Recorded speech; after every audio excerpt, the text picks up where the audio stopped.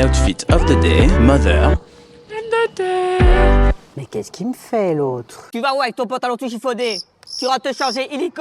Bienvenue dans les Daronades, ta série parce que plus personne ne fait ton linge à ta place. C'est bien de suivre les modes, mais s'il y en a une qui ne passera pas, c'est celle d'être présentable et propre sur soi. Si le repassage n'est pas lissé dans ta liste de hobbies sur Tinder et que tes t-shirts passent direct du séchoir à l'armoire, sache que certains vêtements ne méritent pas l'économie du repassage. J'ai nommé les pantalons à pince. C'est pas antico. La première étape, c'est de vérifier l'étiquette de ton vêtement. Pour apprendre à la déchiffrer, tu peux aller voir ma vidéo sur le sujet. S'il y a du coton ou du lin, tu peux monter la température. Et s'il y a du synthétique, tu la baisses. Tu peux aussi utiliser une pâte mouille, un tissu légèrement humide entre ton vêtement et le fer pour éviter de lustrer la fibre.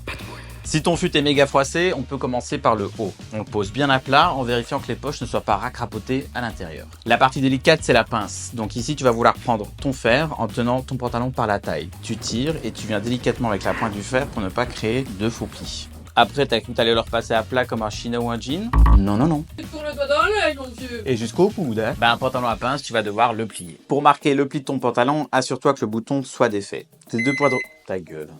Tes deux points de repère, ce sont les passants avant, que tu mets ensemble et fais correspondre. Et voilà, ton pantalon est plié. Maintenant, tu poses ton pantalon bien à plat et tu relèves une jambe pour pouvoir repasser celle du dessous.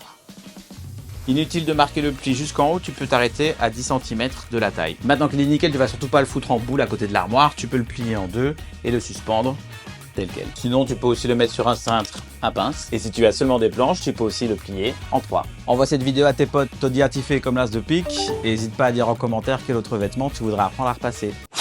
Déjà qu'il me laisse tout le linge dans l'escalier alors qu'il passe à côté, mais en plus, il ne s'abonne pas.